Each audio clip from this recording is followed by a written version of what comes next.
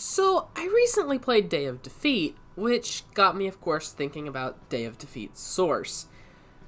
I'm sure a lot of people know about Day of Defeat if they're fans of Valve games, but I'm not sure how many people actually know about Day of Defeat's source, the kind of botched sequel.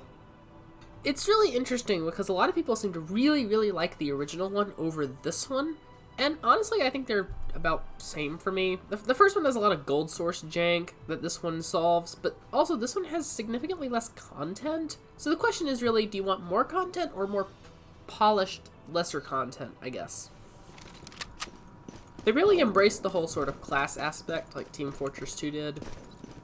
Unlike the first game where you really were just picking a primary weapon, now you have sort of like full loadouts. You have 2 grenades, a pistol, a knife, etc. Surprisingly, this is not standard with all classes. So this is actually the same map that we played in the other video, Donner, although obviously it looks a lot different now because it's so much more updated, and I guess they did change the map design a little bit. It's really funny though, there's just so much more lighting and stuff, so many more shadow effects, and it really shows you the progression that the Source engine went through over time. Like the original game, you still do a ton of damage to people. Okay, I died.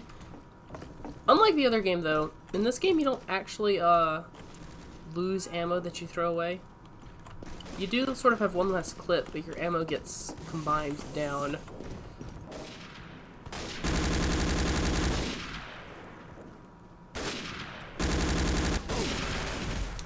Well, I suppose that couldn't last forever. The game actually gives you a flashlight now, which I suppose is standard with other Source games, although it seems maybe a little bit out of place for the World War II setting. The problem with this map, though, is that mainly is that it stalemates really badly. I would say this is definitely the closest thing to 2-Fort that this game has.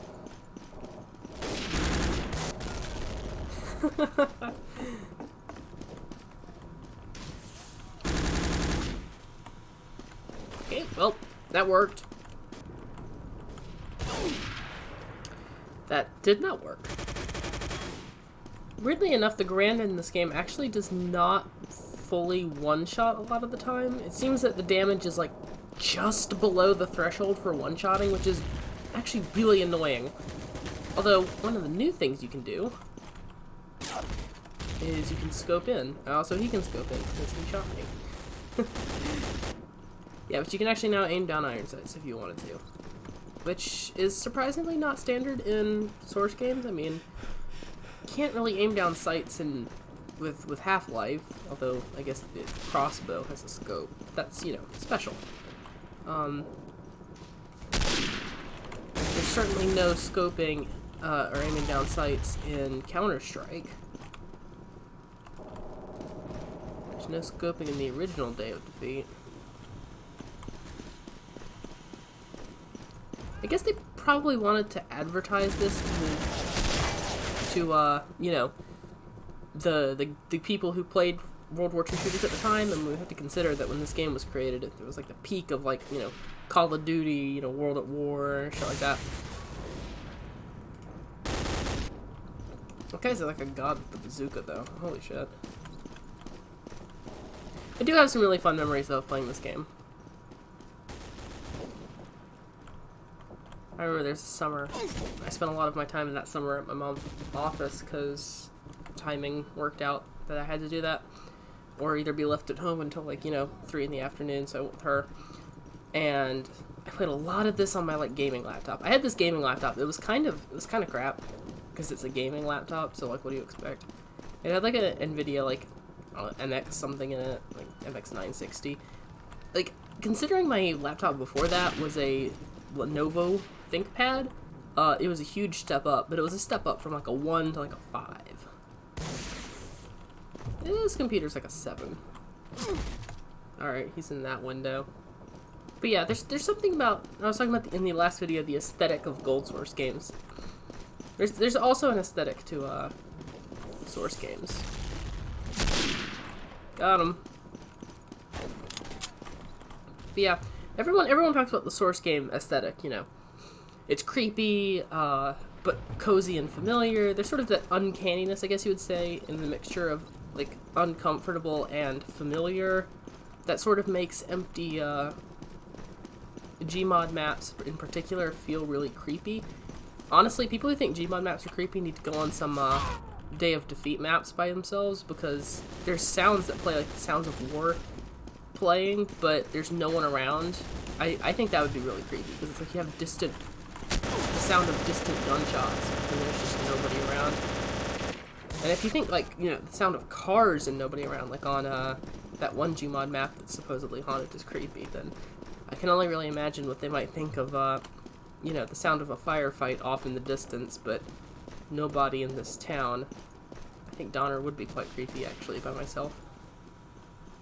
Maybe at the end of the video, I'll insert a little bit of, walking around Donner by myself. This is actually another really cool addition.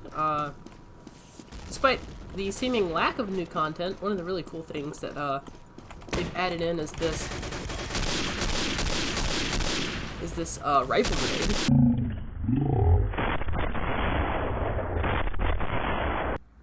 Huh?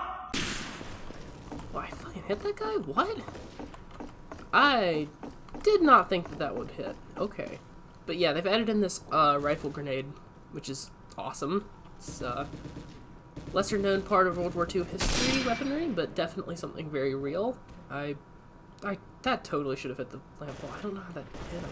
This game does have a lot of weird quirks. It's a very strange feeling game, because it's like it's trying to be a first-person shooter like Call of Duty or Battlefield, where it's like, you know, World War II action, but it's also like extremely distinctly Source.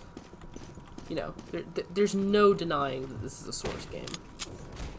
Yeah, it's pretty interesting, actually. I don't have anything against the bazooka. What's funny, too, is that you have this punch mechanic when you're playing with the submachine gun. Nobody else has this. It's just the support class. But you have this punch that I think is an insta-kill, which, again, it's hilarious to me that a punch is more efficient than bullets, but, yeah, whatever floats their boat. They probably did just cut them for time. Because, okay. So, like, the first game, you have America, you have Wehrmacht, you also have German paratroopers, and the British. So that's 4 different teams, although, you know, there's a lot of overlap between Wehrmacht and, I think it's actually called Axis, not Wehrmacht. I think Wehrmacht is this game. But you have this overlay between Axis and German paratrooper divisions. There are some special stuff for each, though, compared to each other.